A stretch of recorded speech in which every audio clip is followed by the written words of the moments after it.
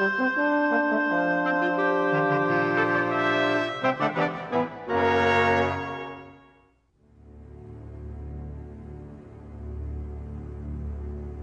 Federal Reserve System virtually controls the nation's monetary system. Yet it is accountable to no one. It has no budget, it is subject to no audit, and no congressional committee knows of or can truly supervise its operations.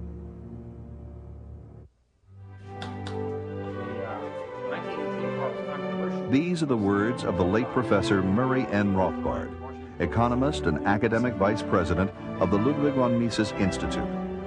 The Institute is dedicated to the ideals of a free market and sound money. This program is dedicated to the memory of Murray N. Rothbard and his prolific work on money and banking.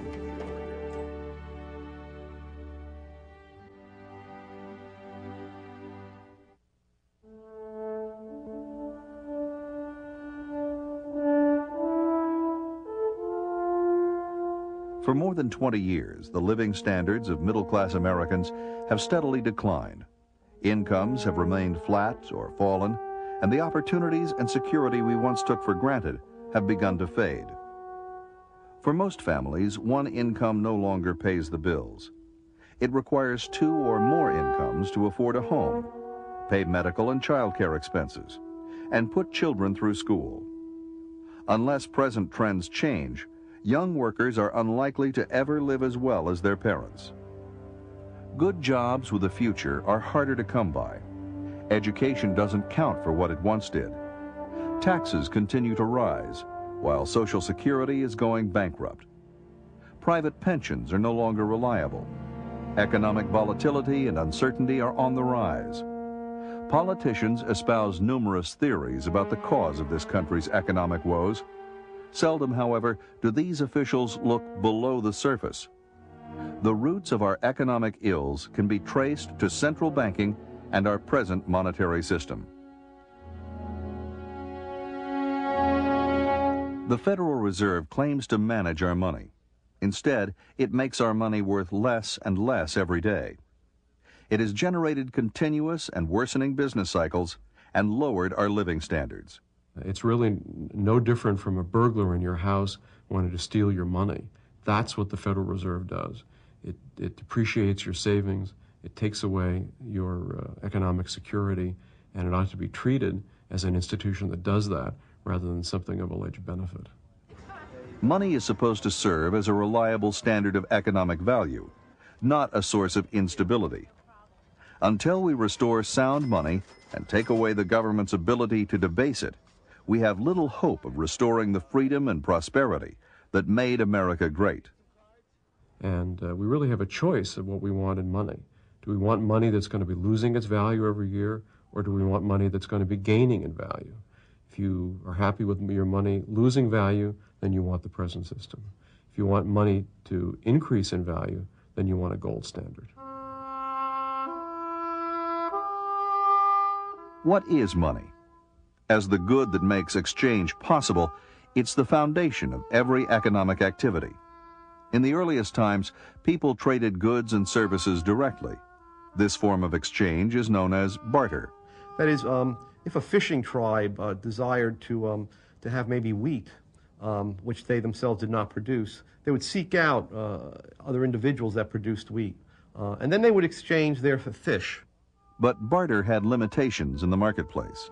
Well, actually, people perceived pretty quickly problems with that direct exchange.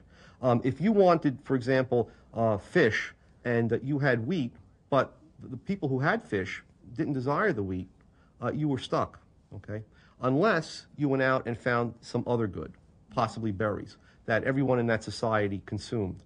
Then you would trade your wheat for the berries in full confidence then that you could turn around and trade the berries for the fish or anything else that you desired. Eventually, the most widely accepted goods in a society became valued for their use in indirect exchange. Money is simply another name for the most generally accepted medium of exchange.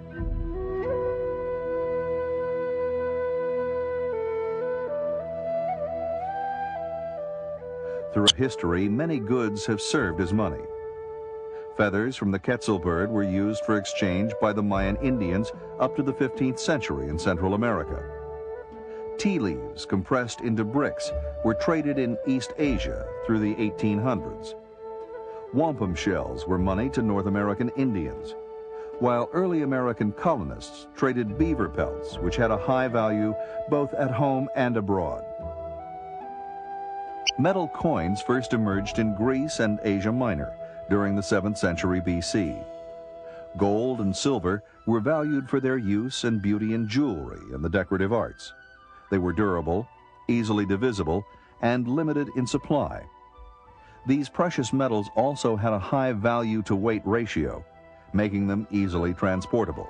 You might think back, or we can think back to a time when iron was used as money, for example, in Africa.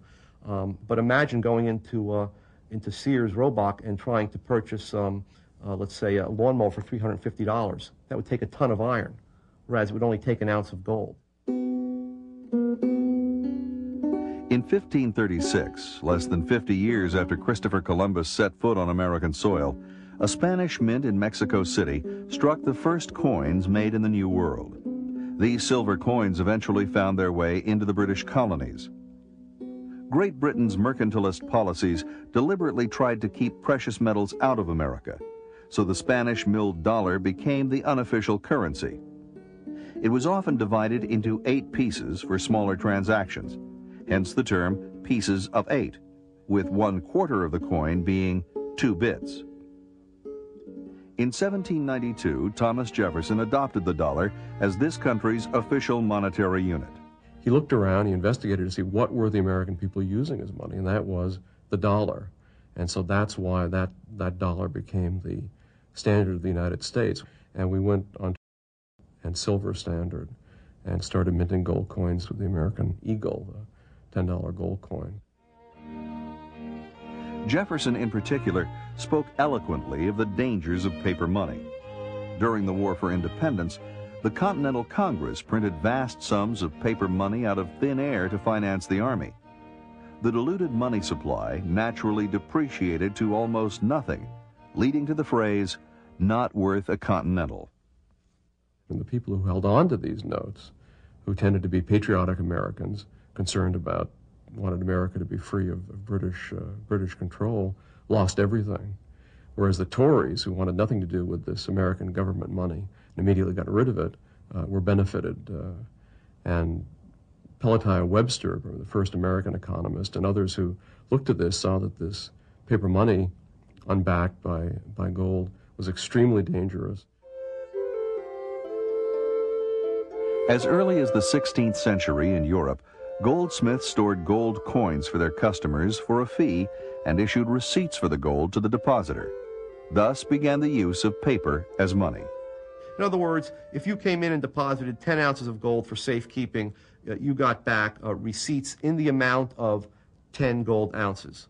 Okay? And those receipts entitled you to instantaneously redeem that gold.